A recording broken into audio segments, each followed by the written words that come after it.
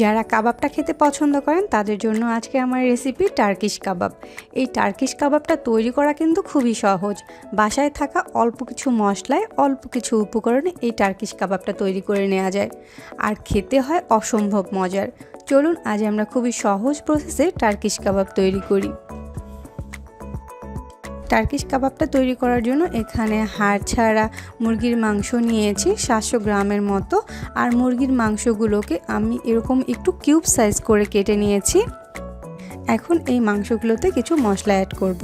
এজন্য প্রথমেই এখানে 2 টেবিল চামচ পরিমাণ টক দই দিয়ে দিয়েছি, সয়া সস 1 চামচ পরিমাণ, এখানে আমি লাইট সয়া সসটা ব্যবহার করেছি।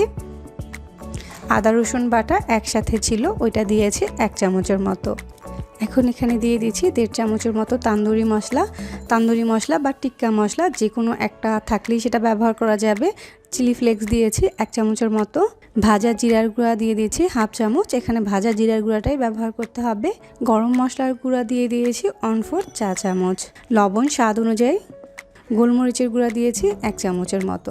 এবার 1 টুকরো লেবু চিপে তার রসটা দিয়ে দিচ্ছি, আর টমেটো কেচাপ দিয়ে দিচ্ছি 2 চামচের মতো। এবার সব কিছু আলতো হাতে একটু খুব ভালোভাবে মেখে নিতে হবে, আর এটাকে যত ভালোভাবে মাখানো হবে এই কাবাবের টেস্টটা কিন্তু অতটাই ভালো আসবে।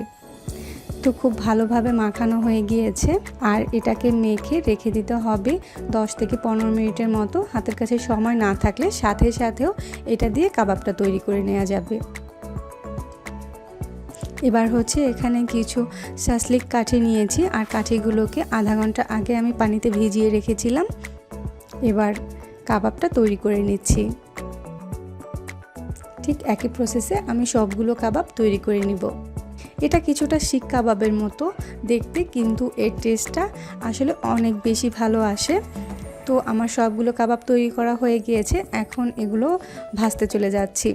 চুলায় একটা কড়াই বসিয়ে তাতে 2 টেবিল চামচের মতো সরিষার তেল দিয়ে দিয়েছি, আর এই কাবাবটা খুবই অল্প তেলে করতে হবে। একটু স্প্রেড করে দিয়েছি তেলটা। এবার একে একে সবগুলো কাবাবের কাঠি এর ভিতরে দিয়ে দিতে হবে। এবার উপর থেকে আমি কিছুটা সরিষার তেল ব্রাশ করে দিচ্ছি এবং কাবাবগুলোকে উল্টে পাল্টে দিচ্ছি। আর চুলার জালটা কিন্তু প্রথম অবস্থাতে 2 মিনিট হাই হিটে রাখতে হবে, তারপরে লো করে দিতে হবে।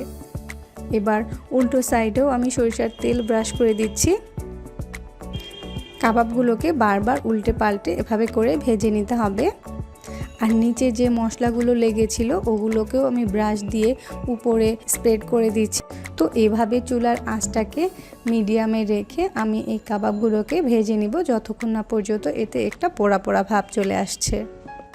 তো কাবাবগুলোতে যখন এরকম একটা সুন্দর কালার চলে আসবে, কাবাবটা সার্ভ করার জন্য একদম তৈরি হয়ে গিয়েছে।